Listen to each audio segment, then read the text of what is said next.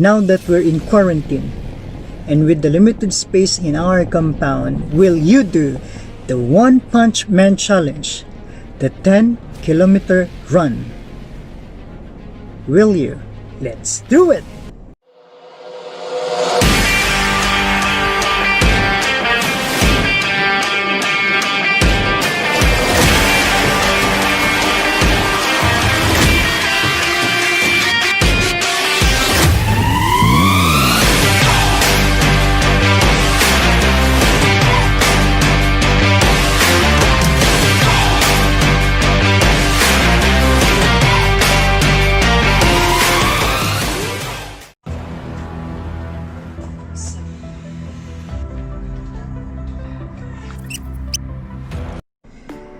Hi YouTube friends, we're at week 2, take 3, 2, 1, take 4.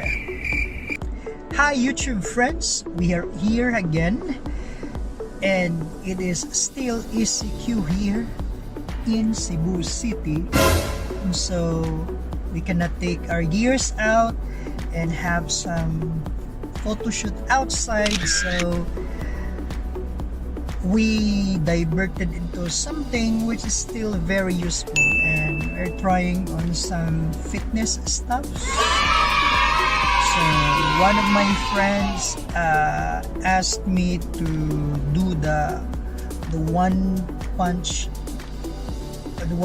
man challenge. My god. And that is, number 1, you do 10-kilometer run. I'm not sure if I can do 10-kilometer run, maybe a combination of jogging and walking and running. So I haven't tried participating in fun run like the 3K, the 5 or the 10K. More or less, not even the 21K and the 42K full marathon. So why are we doing this? We cannot go out and do some photo shoot, and then we diverted into something that is still very useful. That is why we're doing fitness stops, because it's good for the health, and we are in the ACQ time, so I think it's the perfect time.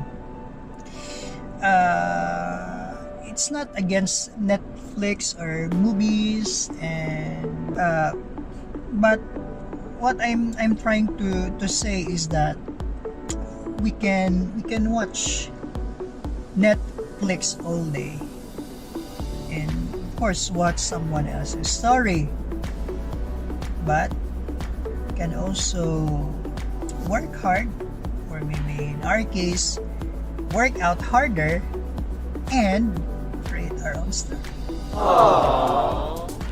By the way, our front yard is we have a little space in our front yard, and approximately one side is 5 meters, so it's more or less a square, so 5 and 5 meters.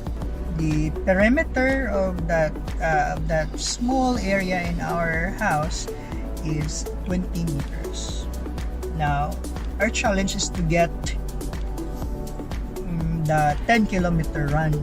So 10-kilometer is 10,000 meters. So if we divide 10,000 meters by 20 meters, we will have 500. So in that little space, we're going to do the walking, the running, and the jogging, and we need to get 500 laps. See if we can do it.